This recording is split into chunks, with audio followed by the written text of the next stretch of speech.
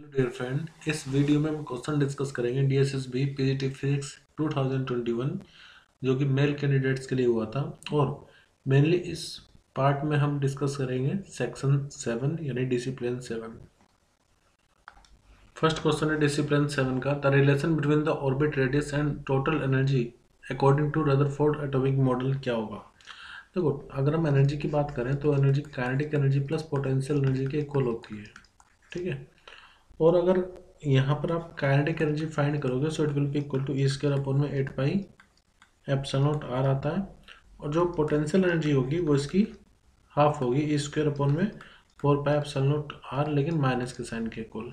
अगर आप इन दोनों को ऐड भी करोगे तो टोटल एनर्जी जो है वो माइनस काइनेटिक एनर्जी के ही इक्वल आती है, और we can say it will be equal to e square upon में 8 पाई एप्सिलॉन नॉट आर। ठीक है। तो इलेक्ट्रिक फील्ड सॉरी जो टोटल एनर्जी है वो इन्वर्सली किस पर डिपेंड कर रही है, आर पर। तो हमारा सही आंसर हो जाएगा 1/r। एक चीज़ ध्यान रखना आप, एक तो ये कि total energy minus kinetic energy के इक्वल होगी, दूसरा टोटल एनर्जी पोटेंशियल एनर्जी के हाफ होगी। इसके अलावा काइनेटिक एनर्जी जो होगी वो बराबर होगी पोटेंशियल एनर्जी अपॉन 2 के with negative sign. Next question है, the SI unit of radioactivity is Rutherford. It is defined as the quantity of any radioactive substance giving disintegration per second. देखो, एक तो ऐसा यूनिट रेडियोएक्टिविटी रदरफोर्ड है ही, एक हो रहा है डिसइंटीग्रेशन पर सेकेंड, मतलब कि कितने न्यूक्लियर डिसइंटीग्रेट हो रहे हैं एक सेकेंड में, तो वो होता है 10⁶, मतलब कि 1 Rutherford will be equal to 10⁶ disintegration per second. Next question है, which of the following statement is not true. इनमें से कौन सी स्टेटमेंट सही नहीं है ये बताना है। तो मोस्टली आप देखो तो इसमें अल्फा अल्फा बीटा रे गामा रे इनके बारे में पूछा है, गामा रे। तो पहले इनको डिस्कस कर लेते हैं कि है क्या। देखो, 3 तरह की रेज होंगी, alpha beta and gamma rays. जैसे करेक्टरिस्टिक की अगर बात करें तो अल्फा में आपको पता होगा 2He4 होता है, तो यहाँ पर 2 प्रोटॉन होंगे और 2 न्यूट्रॉन होंगे। बीटा -1 0 से आप डिनोट कर सकते हैं, इसमें एक इलेक्ट्रॉन होगा जिसकी काइनेटिक एनर्जी हाई रहेगी।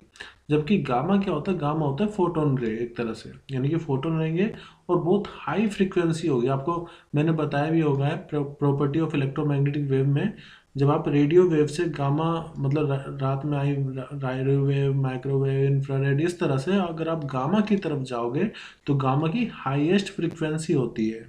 और जब उसकी हाईएस्ट फ्रीक्वेंसी है तो उसकी एनर्जी भी ज़्यादा होगी, और जब उसकी एनर्जी बहुत ज़्यादा है तो वो किसी भी मटेरियल में अंदर पेनेट्रेट कर पाएंगी, घुस पाएंगी।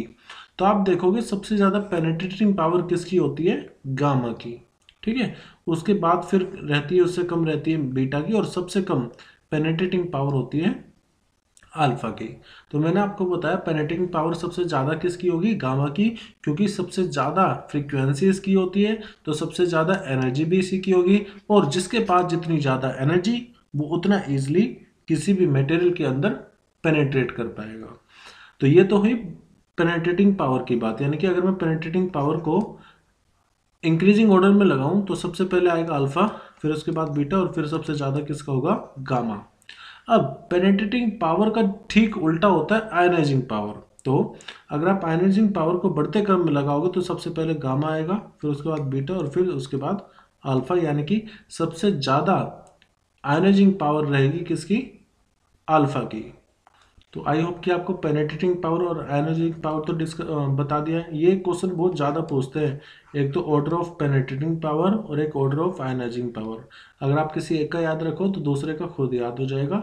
मैंने पेनेट्रेटिंग पावर का याद रखने का तरीका बता दिया है, क्योंकि गामा की फ्रीक्वेंसी सबसे ज़्यादा होती है, उसकी एनर्जी सबसे ज़्यादा होगी, तो सबसे ज़्यादा पेनेट्रेटिंग पावर भी गामा की होगी।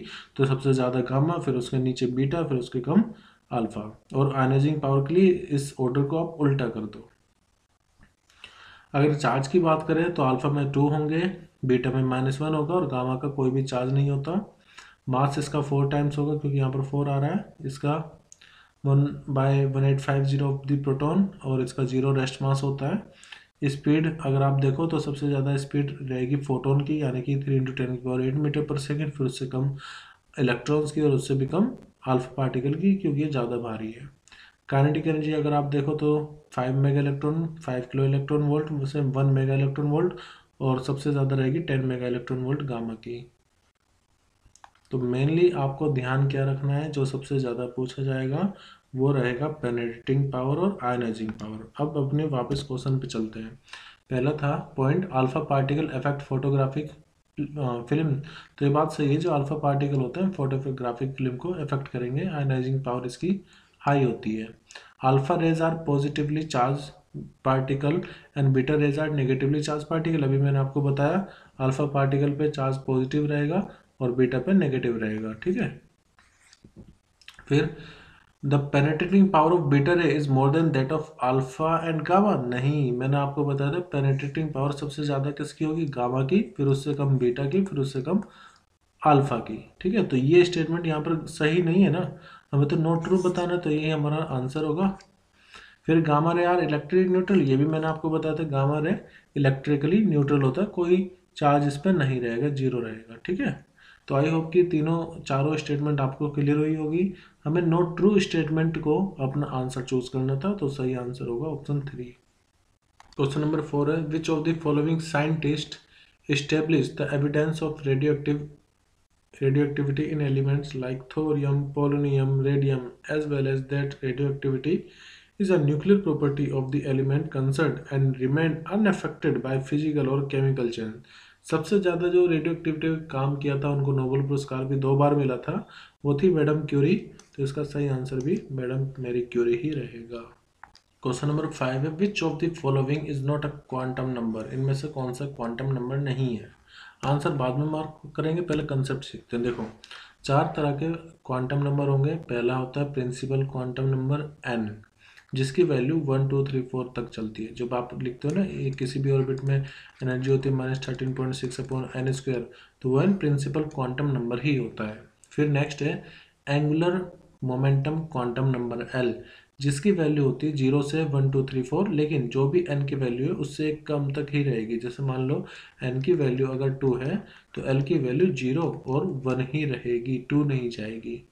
फिर है मैग्नेटिक क्वांटम नंबर। तो जो आपकी l की वैल्यू आ गई है, उसको -l से +l तक की जो वैल्यू होती है वो ml की वैल्यू होगी, तो -l से +1। जैसे अगर 0 और 1 है तो -1 0 और 1, ये आपका मैग्नेटिक क्वांटम नंबर हो जाएगा। और स्पिन क्वांटम नंबर 2 होते हैं, एक +1/2 और एक -1/2। तो 4 प्रिंसिपल मतलब 4 मेनली क्वांटम नंबर होते हैं, principal quantum number, angular momentum quantum number, magnetic quantum number और स्पिन क्वांटम नंबर। अब क्वेश्चन क्या था हमारा कि इनमें से कौन सा क्वांटम नंबर नहीं होता है। तो स्पिन तो होता है, मैंने आपको बताया +-1/2। मैग्नेटिक क्वांटम नंबर भी होता है, प्रिंसिपल क्वांटम नंबर भी होता है, लेकिन इलेक्ट्रिक क्वांटम नंबर ये नहीं बताया था मैंने, इलेक्ट्रिक नाम से कुछ नहीं बताया था। तो ये हमारा आंसर हो जाएगा, ठीक है। फिर से देख लो, 4 principal quantum number, angular momentum quantum number, magnetic quantum number और स्पिन क्वांटम नंबर। इलेक्ट्रिक से रिलेटेड कुछ है ही नहीं यहाँ पर। नेक्स्ट क्वेश्चन है, which of the following is the correct value of Rydberg constant obtain from the empirical Balmer formula. तो उसकी वैल्यू होती है 1.03 × 10⁻⁷ मीटर पर मीटर एक्चुअली। क्वेश्चन नंबर 7 है, आपको क्यूरी और बैकरेल के बीच में दोनों ही रेडियोएक्टिव डिके रेट की यूनिट होती है, तो उनके बीच में रिलेशन होता है कि 1 क्यूरी इक्वल होता है 3.7 × 10⁻10 बैकरेल। देखो फैक्चुअल क्वेश्चन आ रहे हैं तो इसमें बहुत ज़्यादा कुछ समझाने का नहीं है। प्लैंक कांस्टेंट की वैल्यू पूछी तो 6.625 × 10⁻34 जूल सेकंड होती है, तो वही आंसर आ जाएगा, 6.6 × 10⁻34 joule second. Dash effect is the effect of splitting of spectral line into several component in the presence of static magnetic field. देखो 2 चीज़ होती हैं, एक तो मैग्नेटिक फील्ड और एक इलेक्ट्रिक फील्ड, ठीक है। अगर स्प्लिटिंग हो रही है मैग्नेटिक फील्ड के अंडर में तो उसको बोलते हैं हम जीमैन इफेक्ट, और अगर इलेक्ट्रिक फील्ड की वजह से स्प्लिटिंग होती है तो उसको हम बोलते हैं स्टार्क इफेक्ट, ठीक है। मैग्नेटिक फील्ड में जीमैन इफेक्ट और इलेक्ट्रिक फील्ड में स्टार्क इफेक्ट आता है, तो यहाँ पर हमारा मैग्नेटिक फील्ड है तो जीमैन इफेक्ट करेक्ट आंसर होगा। नेक्स्ट क्वेश्चन है, in Bohr model which of the following is an integral multiple of h/2π। तो आपने पढ़ा होगा एंगुलर मोमेंटम L हमेशा होता है NH/2π के इंटीग्रल मल्टीपल में, तो हमारा आंसर हो जाएगा angular momentum option D. Next question है, which of the following statement is not true. मतलब इनमें से कौन सी स्टेटमेंट सही नहीं है आपको बताना है। देखो फर्स्ट ऑप्शन है for a relativistic mass such as photon the relativistic energy equal to PC होता है। देखो अगर ये फॉर्मूला एक्चुअली सही नहीं है, मैं नोट ट्रू ही बता रहा है, वैसे भी आंसर तो सही होगा बट आंसर ये फॉर्मूला सही नहीं है। कैसे? जो कंप्लीट फॉर्मूला होता है एनर्जी का वो होता है E square equal to p c का स्क्वायर प्लस में एम नॉट सी का स्क्वायर का होल स्क्वायर। तो एक्चुअली ये कंप्लीट रिलेशन आएगा। स्टेटमेंट टू है if a force acts on a system for a given time it produces a change in momentum of the system equal to impulse. देखो F equal to क्या होता है? F equal to होता है d p upon में D T. यानी कि अगर आप किसी ऑब्जेक्ट पर फोर्स लगा रहे हो तो उसमें मोमेंटम चेंज आएगा और उस मोमेंटम चेंज को ही हम इम्पल्स बोलते हैं। तो स्टेटमेंट भी सही है। सेकेंड है the relativistic total energy of particle is the sum of its relativistic kinetic energy and rest mass energy. बिल्कुल मैंने आपको भी फॉर्मूला बताया, तो इसमें ये है रिलेटिविस्टिक काइनेटिक एनर्जी और ये रेस्ट मास एनर्जी, तो दोनों का सम करके ही हम टोटल एनर्जी फाइंड कर सकते हैं। तो ये स्टेटमेंट ट्रू है। फिर if the net force acting on the body is zero the linear momentum is conserve. Of course देखो अगर फोर्स जीरो हो गया तो जो मोमेंटम होगा वो क्या होगा? कांस्टेंट। क्योंकि अगर मान लो आप यहाँ पर जीरो रख रहे हो, फोर्स जीरो होगी, तो किसी भी फिजिकल क्वांटिटी का डिफ्रेंसिएशन अगर आप कर रहे हो और वो जीरो आ रहा है, इसका मतलब वो कांस्टेंट है। वो अगर कांस्टेंट है तो इसका मतलब वो कंजर्व रहेगा। तो इसलिए जब कभी भी किसी ऑब्जेक्ट पर कोई भी एक्सटर्नल फोर्स नहीं लगती है तो उसका मोमेंटम कांस्टेंट होता है, कंजर्व रहता है। In hydrogen atom the quantum number m s cannot have the value. देखो इस पर एम एस वैल्यू पूछा है, एम एस की वैल्यू कौन नहीं हो सकती? तो प्लस माइनस 1/2 तो हो ही सकती है, लेकिन 1 कभी नहीं होगी। In the DAS model, electron moves in a circular orbit like neutron particle in hydrogen atom। तो ये मॉडल दिया था बोर्स ने, तो बोर मॉडल है ये, जिसमें इलेक्ट्रॉन मूव करता है सर्कुलर ऑर्बिट में। और ये भी बताया था उन्होंने कि जो रेडियस होगा परमिसिबल ऑर्बिट का वो 2πr बराबर होगा n टाइम्स वेवलेंथ के, लैम्डा के। नेक्स्ट क्वेश्चन है dash is the shortest wavelength in Balmer series. देखो लाइमन बाल्मर पार्सन इस तरह से होती है, तो अगर मैं बाल्मर की बात करूँ तो बाल्मर में फाइनली जो भी इलेक्ट्रॉन होगा वो n इक्वल टू 2 में आएगा, मतलब उसका फाइनल होगा 2 स्टेट, और वो आ कहीं से भी सकता है, ठीक है। लेकिन इसमें पूछा है कि शॉर्टेस्ट वेवलेंथ कब होगी। अगर मैं शॉर्टेस्ट वेवलेंथ को फ्रीक्वेंसी के टर्म में लिखूँ तो हाईएस्ट फ्रीक्वेंसी होगी, हाईएस्ट फ्रीक्वेंसी। अब हाईएस्ट फ्रीक्वेंसी कब होगी? जब electron just n equal to 3 से आए या electron n equal to infinity से आए, ये हमें अभी सोचना होगा, मैं बताता हूँ कैसे। वैसे फॉर्मूला जो होता है वेवलेंथ का वो होता है 1/λ equal to r 1/n minus 1/n इसका स्क्वायर। अब देखो फाइनल माइनस इनिशियल, एक्चुअली इसका उल्टा होगा, यहाँ पर आएगा जैसे आप इसको लिखोगे n का स्क्वायर माइनस n का स्क्वायर, तो यहाँ पर ये जो होगा ये वो n होगा जो कि हायर होगा, यानी कि यहाँ पर हम लेंगे इनिशियल, तो nf का स्क्वायर माइनस ni का स्क्वायर। अब देखो अगर इलेक्ट्रॉन जस्ट अगली वाली ऑर्बिट से आ रहा है, मतलब n इक्वल टू 3 स्टेट से आ रहा है, तो एनर्जी बहुत कम होगी क्योंकि एनर्जी डिफरेंस बहुत कम होगा। अब एनर्जी डिफरेंस कम होगा तो फ्रीक्वेंसी भी बहुत कम होगी, लेकिन हमें चाहिए हाईएस्ट फ्रीक्वेंसी। वो कब मिलेगी? जब जो भी इलेक्ट्रॉन है वो बहुत ज़्यादा दूर से आ रहा हो, क्योंकि जितना ज़्यादा एनर्जी डिफरेंस होगा उतना ही ज़्यादा फ्रीक्वेंसी भी डिफरेंस होगी, या फ्रीक्वेंसी भी निकलेगी फोटोन की।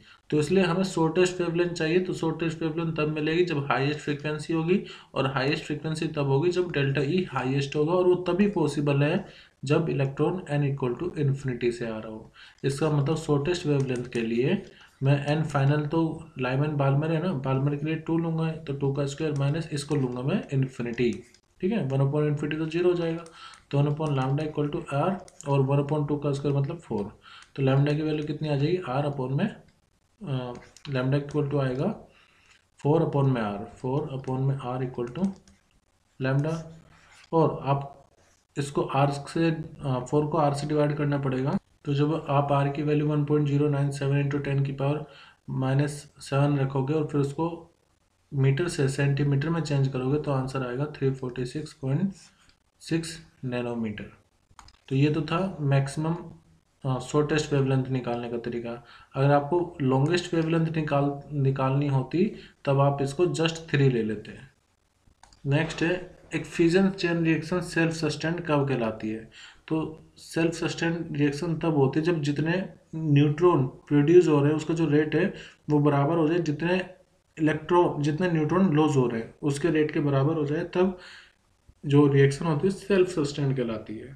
तो इसमें आपको डायरेक्टली ध्यान रखना है, डेफिनेशन फैक्चुअल क्वेश्चन है, when the rate of production of neutron is equal to the rate of loss of neutron. Next question है, what is the rest mass of photon in free space, m equal to m naught root one minus v square upon c square. तो आपको formula पता ही होगा variable मास का। तो photon कभी भी rest में आपको मिलेगा भी नहीं, तो इसका रेस्ट मास होता है 0। नेक्स्ट क्वेश्चन है, choose the correct relation between joule और वोल्ट में करेक्ट रिलेशन क्या होता है। तो आपको पता है कि एक इलेक्ट्रॉन में मतलब एक इलेक्ट्रॉन वोल्ट भी एक यूनिट होती है एनर्जी की। तो अगर जूल और वोल्ट में आपको रिलेशन लिखना होगा तो ये होगा 1 joule equal to 6.25 into 10⁻18 electron volt. Next है, रेडियस का रेशियो क्या होगा। देखो रेडियस जो होता है ऑर्बिट में, बोर ऑर्बिट में, एन के स्क्वायर पर डिपेंड करता है। तो अगर आप R1 ratio R2 ratio R3 निकालेंगे तो वो आएगा N1 रेशो का स्क्वायर, N2 रेशो का स्क्वायर, N3 रेशो का स्क्वायर, यानी कि 1 का स्क्वायर, 2 का स्क्वायर और 3 का स्क्वायर, यानी कि 1:4:8। तो एक्चुअली आई थिंक यहाँ पर 8 होना चाहिए। एक मिनट, n यहाँ पर 3 है ना, तो 3 का स्क्वायर 9 आएगा, तो 1:4:9। ऑप्शन सी हमारा सही रहेगा। नेक्स्ट है, the radius of the nucleus किस पर डिपेंड करता है। तो आपने फॉर्मूला पढ़ा होगा R equal to R0 A⁻1/3। तो एक्चुअली जो रेडियस होता है वो एटॉमिक मास नंबर की पावर 1/3 पर डिपेंड करता है। Directly proportional to its mass number, inversely proportional to its atomic weight, directly proportional to the cube root. तो इसमें क्यूब रूट ही हमारा सही आंसर होगा, ऑप्शन सी। नेक्स्ट है, 3 type of radioactive element are emitted when unstable nucleus undergoes radioactive decay, which of the following is not one of them. देखो alpha beta gamma आपने पढ़ा होगा, लेकिन डेल्टा कोई भी रेडियोएक्टिव डीके नहीं होता है। तो ये था हमारा कंप्लीट सेक्शन, यानी कि discipline 7 of DSSB PGT physics. इसमें कुछ क्वेश्चंस मैंने अपनी तरफ से ऐड किए थे, क्योंकि जो मेरे पास PDF थी उसमें ऑप्शन नहीं थे, क्वेश्चन तो था, तो वो प्रॉपर मैंने अलग से ऐड कर दिया, लेकिन टॉपिक और कंसेप्ट वही था। जो ऐड किया है वही क्वेश्चन थे जो पहले से थे या पूछे गए थे। अगर आपको सभी क्वेश्चंस क्लियर हैं तो आप मुझे लाइक करके ज़रूर बताएं, और अगर कोई भी डाउट रह गया हो तो मुझे कमेंट करके बताएं कि क्या आपका डाउट है, मैं उसको सोल्व करने की कोशिश करूँगा। Thank you everyone, bye and take care.